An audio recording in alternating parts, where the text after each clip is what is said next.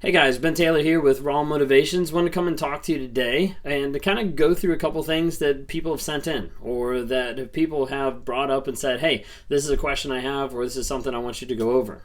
If you guys don't know who I am by now, my name is Ben Taylor. I'm a self-aware narcissist who's on this channel to promote awareness about narcissism, healing, growth, and change.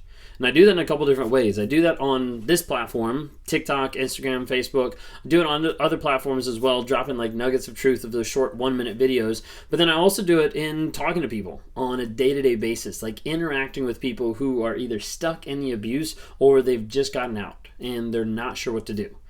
Typically, they're dealing with something called a trauma bond, where it feels like they know in their head that they shouldn't go back to this person, but their heart and their emotions keep pulling them back, keep drawing them back to that toxic person. So a lot of times we're talking through that. And my goal sometimes is to get them broken and break away from that person, to break that trauma bond. And it's the idea of dealing with the feelings that they're thinking, the story that they're telling themselves that's kind of like underlying the situation, and then figuring out like what's the facts. Like if we step back from this and don't look at an emotional standpoint, like how does this actually apply? What's actually going on here and what's actually true? When we find the truth, that's what starts setting people free. When it starts breaking people free from their bonds that they've been stuck with as narcissists for a long period of time. Maybe that's you and you've broken free and then you're in the middle state where you're kind of like, it's calm, but I don't feel the calm. Like there's an aspect of having peace, but it not being peaceful. You know, there's the idea of you're not being actively abused in the moment, but you're also like waiting of when's it going to come? Where's the chaos that I'm used to? Like where's the craziness that I've been involved in for the past 6 months, 10 years? Like what's actually going on? And that's like the detox process, the process of being able to get away from the narcissist and detox yourself from that constant communication or manipulation or control or lying or whatever might have been one of the most prevalent things in that relationship, of kind of detoxing from that. And then we get to the place where we're dealing with, hey, who are you? Like now that you have to kind of get rid of all this stuff, you kind of have to put yourself back together, figure out your own self-confidence, your own self-worth, and figure out like clarity of like who you are and where you're going. Anyways, that's what I do with people on like a day-to-day basis. A lot of times starting at 5 a.m. in the morning, talking to people all across the globe, which is really awesome to interact with you guys and be able to help you guys find healing, growth, and change by getting out of these toxic relationships. Anyways, that's enough. I'm going to jump in real quick here. So someone wrote in and they asked this. Can you give us some insight on how the narc actually treats the other woman? I was lied to, abused, hoovered, stalked by a married narcissist who initially lied he was leaving his wife and then progressed to not leaving, but equally not wanting to let me go. In the process of over 3 years, he had abused me whilst married in every possible way you can imagine. I know reading this, the obvious comment would be why I allowed this, but it's easier said than done. There is not much education on the narc and the affair suffering abuse. Most information is rather focused on the narc and the wife. Thanks. Thank you for writing in. I appreciate it.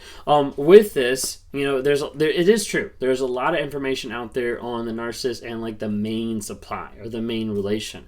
And a lot of people get overlooked of being the side piece, the side chick, you know, the side person, or just the affair partner that's going on.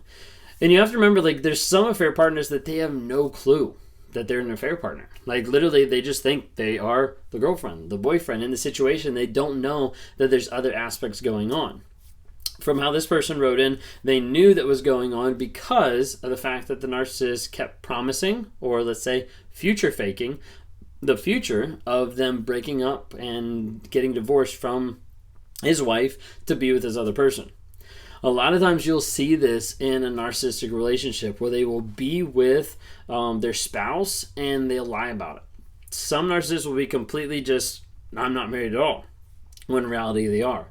All of a sudden they go to get married and they have to go to a different state because they don't have record over there of the narcissist getting married. Or all of a sudden they go to get married and they realize like, oh, like this person is actually already married. And you're like, whoa, like wait, what happened? Like you didn't tell me. A lot of times this happens. And sometimes the narcissist will keep like future faking out of like, I'm gonna break up with her, I'm gonna move out, I'm gonna get divorced, all this kind of stuff. And it rarely ever happens. A lot of times it doesn't happen because they're set, they're comfortable. Like if they leave, then they have to pay divorce fees, then they have to pay alimony, then they have to pay child support, whatever it might be. And a lot of times that is more of an inconvenience to them than still living with this person or still being married. So a lot of times you'll see narcissists, when they leave, they won't sign the divorce papers. They won't deal with the child support. They won't do anything like that because they don't care, and they're more content just to let it fly under the radar than they are to actually own up to it. But anyways, in regards to this, like a lot of times you'll have someone who gets on the other side that thinks, hey, this is going to happen. Like the narcissist, they said they're going to leave their spouse. Like they said they're going to come and we're going to ride off into the sunset. And a lot of times what you'll see is a lot of future faking. So when you're in those type of relationships and you start to realize, hey, there's someone else involved, you might need to take a step back and be like, wait a second. Like if there's someone else involved, that means there's other things in play here that I need to kind of step back and make sure that I understand what's going on and make sure I see that happen and play out before I jump into this relationship. Because otherwise, people jump into the relationship thinking that the narcissist is going to end their marriage or thinking that they're going to leave when they never do. So there's a huge aspect of a narcissist that's married, getting with another affair partner, and future faking. It's big on future faking, of saying like, hey, this is going to happen, but then it never does. As a result, that other person a lot of times is like pushed down and explained away. You know, there's an aspect of like, well, I have to go back to the house because of my wife, or I have to go see him because he's the father of my kids. And there's all this type of stuff that ends up being very manipulative on the abused side that makes them think like, wait a second, like I just need to give them more grace. I need to give them more time. Like, of course, it makes sense that they need to talk to their spouse about dealing with X, Y, and Z. And a lot of times they'll ignore some red flags that are actually happening by, just that thought of like, well, yeah, they have to talk to them. Or, yeah, they have to do this. And then they start realizing, well, they're talking to them a lot more. Well, they're just moved back in, or like they haven't actually divorced. Like, and you see this pattern of future faking, kind of getting close, love bombing. Hey, we're going to go on this trip together. You come back, you're still not divorced. Like, there's a lot of confusing things going on there. So with the person that's the affair partner, like one of the things to think through is, how is this person actually showing that they value and that they care about you?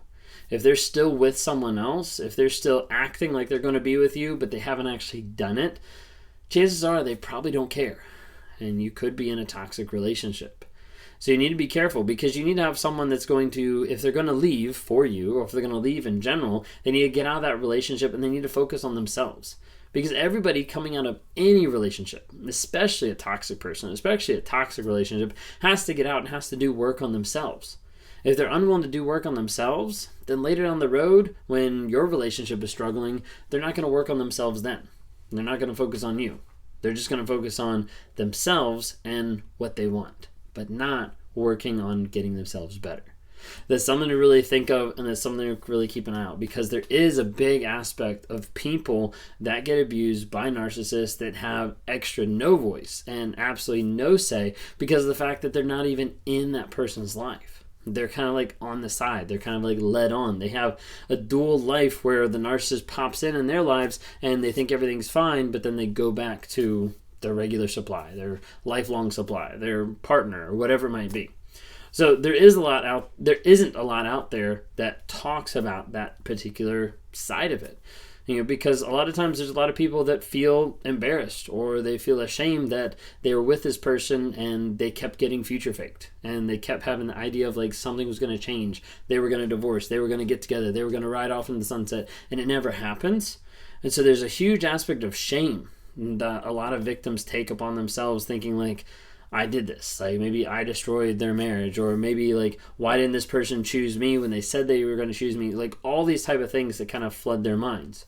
What you have to remember is you have to take a step back, and you have to start like pulling aside and kind of like pushing aside some of the feelings so you can look at the situation as a whole. And you can see, hey, like this person is still married, and after 6 months, after a year, they still haven't done anything to show that they're actually interested in me, except for the fact that they want to keep me around, not the fact that they're trying to build a life. So just be careful of that. Because that's a big aspect out there, that there is a lot of narcissists that are married that want to be with other people at the same time so they can have their cake and eat it too. because it's a lot more effective for a narcissist to be with multiple people while bumming off of one person than it is to have to move around all the time with every single person out there. Something to think about. Thanks so much for asking.